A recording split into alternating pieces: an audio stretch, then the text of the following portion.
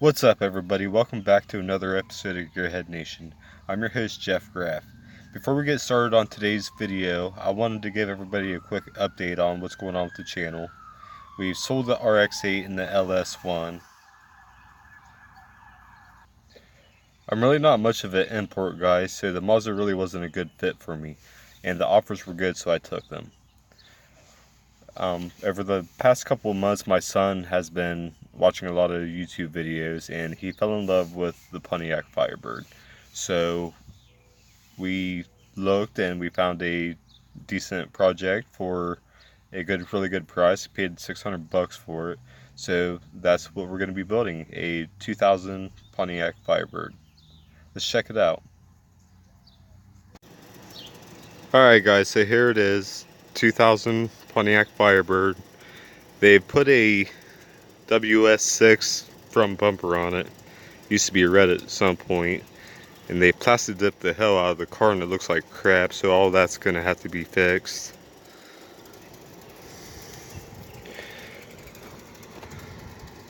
Overall, the body's in decent condition, but it does have a really big dent on the passenger side quarter panel where it was hit. We'll get to that. Other than the crappy looking plastic dip, this side's in pretty good condition, no rust or anything. Still has a stupid V6 back bumper. That's going to be changed. Right, here's the quarter panel. I guess what happened is at some point another car backed into it, crushed the door quarter panel. They replaced the door, but they didn't replace it with the right one. They replaced it with one with power windows, which this car doesn't have.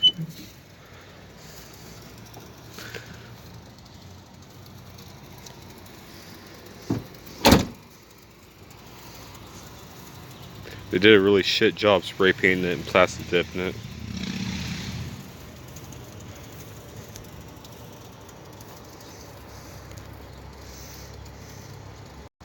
Alright guys, so here's a look at the interior. Overall, the seats and carpet aren't in too awful bad condition. They do need cleaned up. Center console still looks nice, which is good. Headliner looks awesome.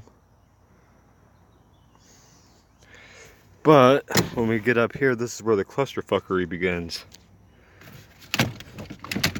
As you can see, the steering column is broken. Steering wheel is completely broken. I have all of these pieces for the dash. It's got one little crack right here on the dash, and then the dash plate up here was completely screwed. No stereo, which is fine. 5-speed car, which is cool. Overall, not too bad. It needs a little love in here, not too much though. Get a new steering column for it, new steering wheel, new dash pad, and it'll be good to go.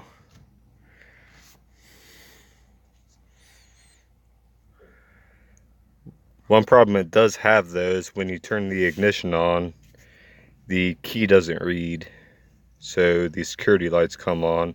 So we're gonna have to address that problem. Let's go take a look at the engine. So here's the current engine. It's got a V6 in it.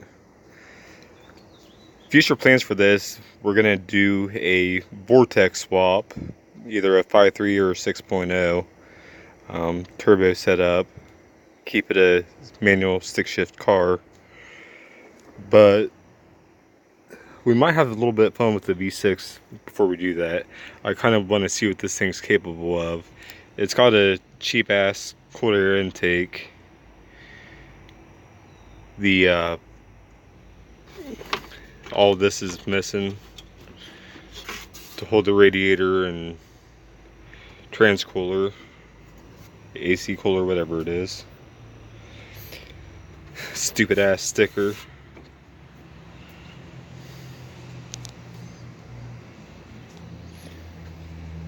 This thing does have some issues though. When you do get it to start, it throws a code TO1514. Runs real rich. I'm not sure if it's an issue with the cold air intake or if there's a leak in the throttle body somewhere or vacuum leak somewhere, but we'll figure that out. Alright guys, that's going to do it for this video, but stick around, like, subscribe, follow the channel. We're going to tear into this thing and start fixing it. First thing we're going to do is address the steering column issues and address the VATS issues and see if we can get this thing fired up so we can figure out why it's not running smooth. See you guys next time.